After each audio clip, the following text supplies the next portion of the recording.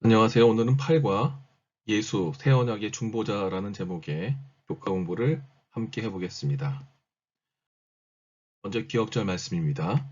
그러나 이제 그는 더 아름다운 직분을 얻으셨으니 그는 더 좋은 약속으로 세우신 더 좋은 언약의 중보자시라. 히브리서 8장 6절 말씀입니다. 안식일 소재에서는 예수님께서 하셨던 그 역할에 대한 부분을 설명합니다. 예수님은 완전한 삶을 사셨고 대속적인 죽음을 통해서 우리를 구원하셨고 이제는 더 나은 중보자, 더 좋은 중재자로서의 역할을 통해서 우리의 구원을 확증해 주시는 분으로 설명합니다. 그러면서 그분께서 우리에게 율법을 주셨는데 저자는 시편 40편의 내용에 따라서 예수님께서 우리에게 주신 언약은 새 언약의 개념으로 이야기하면서 그것을 돌판이 아닌 우리의 마음에 주셨고 마음에 주신 그 율법이 우리들의 삶을 통해서 순종을 통해 나타나기를 원한다는 그 개념을 가지고 오늘 교과의 내용을 시작합니다. 먼저 일요일 소재에는 새 언약에 대한 필요성을 이야기합니다. 새 언약이 요구하는 것이 무엇인지에 대해서 이야기하는데요.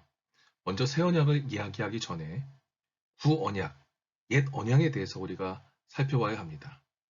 옛 언약은 레위 계통의 제사장들이 함께 받았던 직분이었고 그들이 그 계통을 통해서 하나님과 이스라엘 민족의 중보자로서 제사장직을 세웠습니다. 하지만 이 예수님께서 얻으셨던 제사장 직분은 레위 계통이 아닌 유다의 지파로서의 하늘 제사장직을 얻었기 때문에 이 제사장직에 대한 변화는 제사장 직분에 관한 율법과 언약의 변화가 있음을 설명합니다. 또한 옛 언약은 동물을 통해서 예배를 드렸다면 동물의 피와 그 짐승의 피를 통해서 하나님께 중보하는 제사를 드렸다면 새 언약은 예수 그리스도의 십자가의 보혈을 통해서 이루어지는 온전한, 완전한 죄사함에 대한 제사인 것을 이야기하기 때문에 새 언약은 구약에 있었던 그 제도와 전혀 다른 하지만 내용은 같고 형태가 다른 그 내용을 이야기합니다. 구약에 나타난 옛 언약에 대한 이야기는 실제 이스라엘 백성들이 우상 숭배로부터 보호될 수 있도록 하나님께서 제정하신 거였고요. 그들의 미래에 그들의 미래에 오실 예수님 이미 오셨고 십자가에 달려 돌아가신 그 예수님의 그 오시기 직전에 예수님을 상징했던 예수님의 사역을 보여줬던 제도로서 이 옛 언약의 역할이 있었습니다. 그래서 이 구약의 옛 언약에 나타난 그 제사 제도를 바울은 예수님을 향한 것이고 그리스도께 인도하는 초동교사로서 예수님을 가르쳤고 예수님이 이 모든 율법의 마침이 되신다라는 표현을 통해서 이제 새 언약은 믿음을 수반하여 그 구원에 초청하기 때문에 믿음으로 구원받는 것이 얼마나 중요한지를 설명하고 있습니다. 월요일 소재에는 새 언약에 대한 특징을 이야기합니다. 영어로는 새로운 것과 이제 새롭게 갱신하는 리뉴에 대한 제목을 가지고 이야기하는데요. 이 월요일 소재에서는 예레미야 언약에 대한 이야기를 통해서 새 언약은 갱신된 언약인데 이스라엘 백성들과 처음 맺었던 언약이 어느 기간이 되어서 끝나고 다시 만들어진 갱신된 언약에 대한 개념을 이야기합니다. 여기에서 우리가 하나 잊지 말아야 될 것은 무엇이냐면 언약의 내용이 바뀐 것은 아니었어요. 언약의 내용은 그대로였지만 이제 하나님께서 어떤 한 전환점을 통해서 이제 그 언약을 새롭게 하고 갱신하는 그 조건을 하는데 그 전환점이 무엇이었냐면 옛 언약의 문제가 하나님을 믿는 백성들 스스로 언약을 깨뜨렸고 실제로 예수님을 바라보게 했던 그 옛 언약의 모든 기능들이 상실되었기 때문에 하나님께서는 이 이 언약이 새롭게 바뀌어야 된다는 것을 이야기했습니다. 우리가 약속을 할 때 어느 기한이 있습니다. 그 기한이 다 되고 나면 언약은 아무 소용이 없지요. 그 약속이 다시 한번 약속을 제대로 하려면 어느 정도 그 만료 시점에 직전에 뭐 해야 돼요? 바꿔야 돼요. 옛 언약은 모두 예수님을 상징하는 그런 그런 율법들로 나타나졌어요. 근데 예수님이 십자가에 달려 돌아가셨기 때문에 더 이상 그것이 의미가 없죠. 그래서 예수님은 우리에게 새 언약을 주셨고, 이 언약이 줬던 그 근본은 하나님의 성품과 그분의 사랑과 그 뜻을 마음에 받아들여서 이제 그 삶의 모습이 드러나기 원했던 하나님의 의지가 우리의 삶 속에 그대로 깃들어지기 원했던 것을 저자는 이야기합니다. 그래서 실제 언약은 마음의 변화를 통해서 결과가 삶에 나타나기 원했던 하나님의 의지가 담겨 있는 것으로서 이제 하나님께서 갖고 있었던 원래의 원칙과 기준은 바뀌지 않았지만 실제 그 형태와 그 새로운 사역에 대한 새 일에 대한 하나님의 새 언약을 설명합니다. 바이오 소지에는 새 언약에 있는 더 중보자의 제목으로 글이 쓰여져 있는데요. 본문에 있는 중보자, 영어로는 메디에이터라고 써 있는 이 말이 헬라어 메시테스라는 말에서 유래되었습니다. 이 뜻은 중간, 영어로 중간 미드를 뜻하는 메소스라는 말에서 유래되었는데요. 실제 이 중간의 중보자 역할로 번역된 이 메시테스라는 단어가 실제 성경에는 네 가지 의미가 있어요. 중재자나 결정권자, 어떤 두 사이에서 결정하거나 중보해주는 역할을 하는 사람, 혹은 사업을 협상하거나 중개해주는 그런 사람들. 또 다른 의미는 법적인 증인들을 이야기합니다. 그리고 마지막 하나는 어떤 협상을 실행하는 과정에 이것이 반드시 실행될 것이다라고 보증하는 보증인의 역할입니다. 히브리서에는 이 네 가지 중재자의 원어였던 메시테스의 단어의 네 번째 개념을 강조합니다.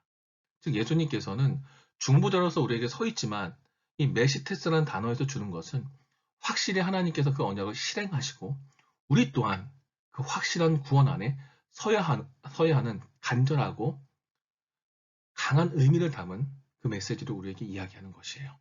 그래서 그리스도의 죽으심은 깨져버린 언약의 요구들을 충족시켜서 새로운 법을 제정해서 법적인 의무를 짊어주신 분으로서 예수님이 우리에게 나타나서 새 법, 새 일, 새 언약의 중심이 되신 예수님이 이제 그 언약의 보증인이 되어서 우리에게 그 구원을 확증하시기 때문에 전의 제사에서는 하나님의 영광이 하나님의 종들을 통해서 제사장이나 모세나 이런 사람들을 통해서 나타났다면 이제 새 시대에는 예수님 그 자체가 우리의 모든 죄의 짐을 대신 지시고 그 영광을 그대로 나타나시기 때문에 영광의 본체이신 예수님이 온전한 제사와 제물로 하나님께 제사 드리는 존재가 됨으로써 더 확실하고 약속이 분명한 약속의 신실성을 보증하는 그 역할로 예수님이 우리의 더 좋은 중보자가 되었다는 이야기를 합니다. 그러면서 수요일 소재는 이 새 언약에 있는 더 좋은 약속에 대해서 이야기하는데요. 왜 더 좋은 약속인가? 이 더 좋은 약속들이라고 번역된 말은 각기 다른 종류의 약속들을 이야기해요.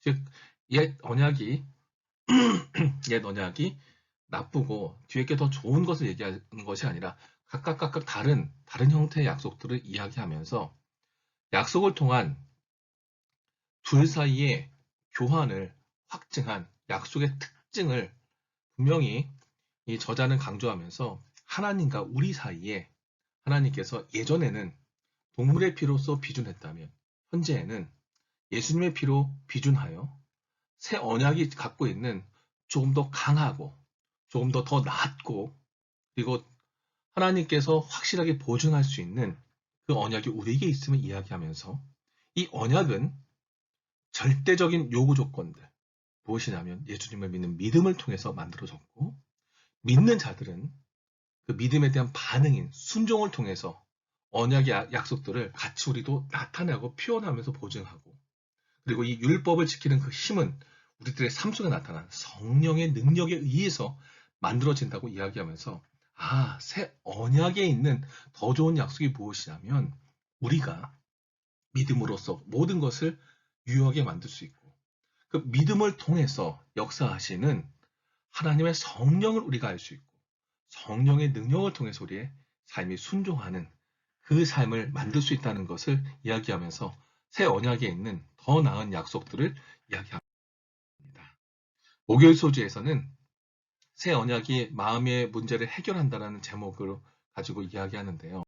실제 율법은 돌판에 기록되어 있어서 혹은 종이에 기록되어 있어서 예레미야의 문서처럼 깨지거나 불탈 수 있었어요. 하지만 새 언약은 마음에 담아서 사람이 그 삶 속에 나타내는 삶의 모습으로 그 순종을 통해서 신실한 하나님의 백성의 삶을 통해서 이 언약이 나타난다는 거죠. 따라서 이 새 언약은 함부로 깨지거나 함부로 없어지지 않지만 율법을 받은 사람의 온전한 순종, 사랑에 대한 그 표현에 대한 순종이 있을 때, 성령의 감동받은 그 순종이 있을 때 나타난다는 겁니다. 그래서 새 언약은 실제 우리의 마음속에 주어졌고 마음속에 있는 우리의 모든 문제들을 해결하고 우리의 인생의 바른 그 길들을 보여준다는 것을 이야기합니다. 마지막 금요일 소지에는 실제 정로의 계단에 있는 말씀을 통해서 하나님의 사랑이 심겨진 것만큼 하나님의 율법이 우리의 삶 속에서 나타난다는 거예요. 히브리서 10장 16절에 내 법을 저희 마음에 두고 저희 생각에 기록하리라라는 그 말씀처럼 실제 하나님의 깊은 사랑이